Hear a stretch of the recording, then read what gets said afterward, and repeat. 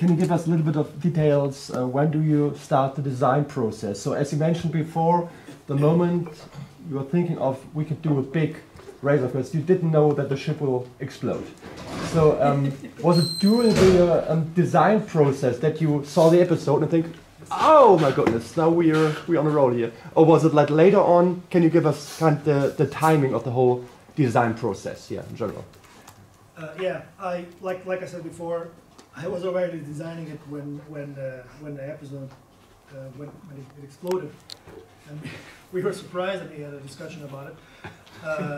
But I don't remember exactly when was that. But I started working on this model, I don't know, maybe March, April of the year before. Yeah.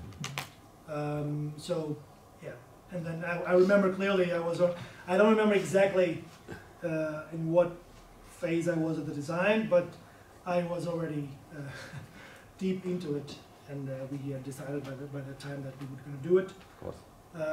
So it was a bit of a shock, but at the same time, like, yeah, let's keep going because it's the Razor Crest. So. I think at that time, the information we got from Disney was that something could happen to the ship.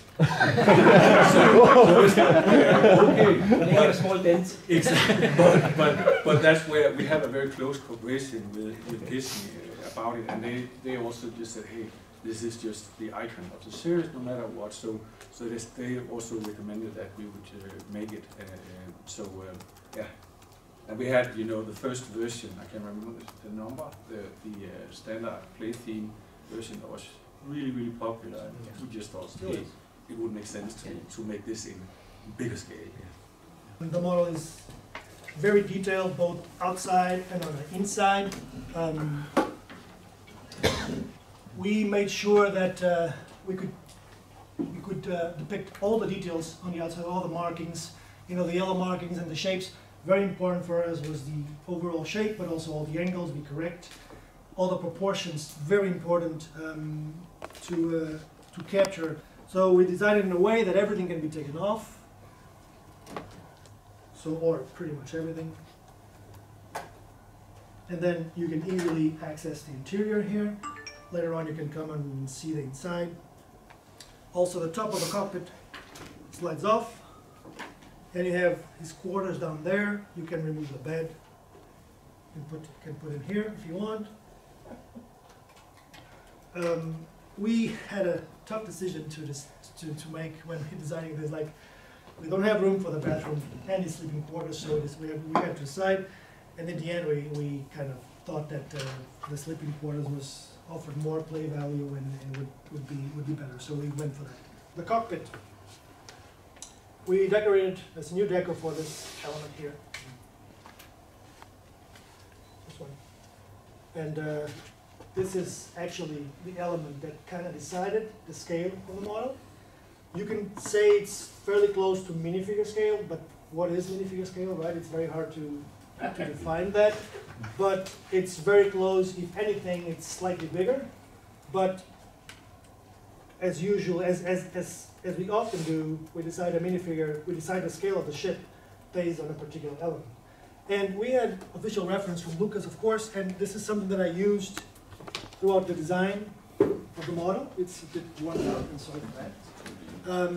We had pictures from all angles, and we looked at our portfolio element and said, okay, what can we do for the cockpit? And we discovered that this element would actually be a very good fit, and everything went from here. So if you put the ship on top of this, the proportions are very, very close. So the size of the engines, the shape of the back part, the shape of all the angles, everything is very close to the real thing. And what enables us to do that was actually this element. So you can see that it fits almost perfectly, and then from there, everything just flew. This is something that we do often, and we use it for reference. I think that's pretty much it. One thing, deciding that this was a scale to go for, definitely created some complications about making the engine, because they have the size that they have. Yeah, they're massive. Each engine alone has around 800 elements, just the engines.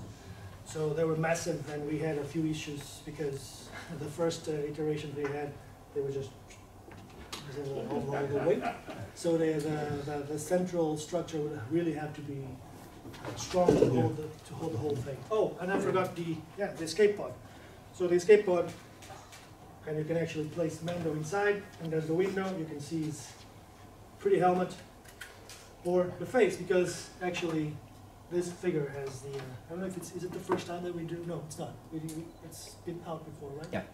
The face. Yes. Yeah. Because before we had a black minifigure.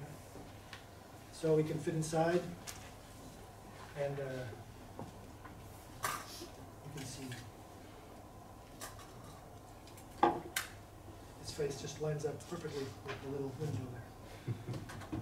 The brick build blur, yeah, we thought it would be really cool to add that, and brick build, because we're designers and we love brick build stuff. And in this case, it would make sense to have a brick build blur.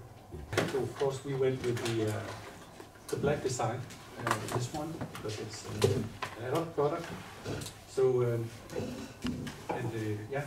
so a nice view on the front, and then on the back we show a little bit more. We also have some of the details, see them up here, and some images from the series. And then inside we'll have 2 boxes, and as usual we also put a print on here.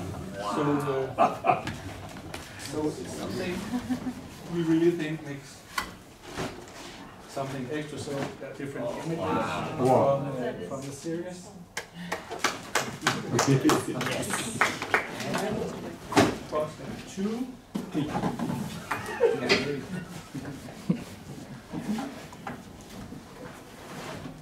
So again, also some of the concept art that we got from Disney that we add to the boxes. And then the mod is also split in a quite clever way. So in each box, now the second one here is open, there are 2 building instructions. So basically, in the first box you build the first part of the model, and then in the last box you build the huge engine section. I have to say also what you're talking about, I've built it a couple of times now. That engine section just takes forever. Yeah. There's so many It's massive. Yeah. But so as mentioned, there are 4 instructions. That's box 2. Yes, that's box 2. So And of course, each instruction manual refers to that box, so you don't have to open box 2 Yeah. while you're building box 1.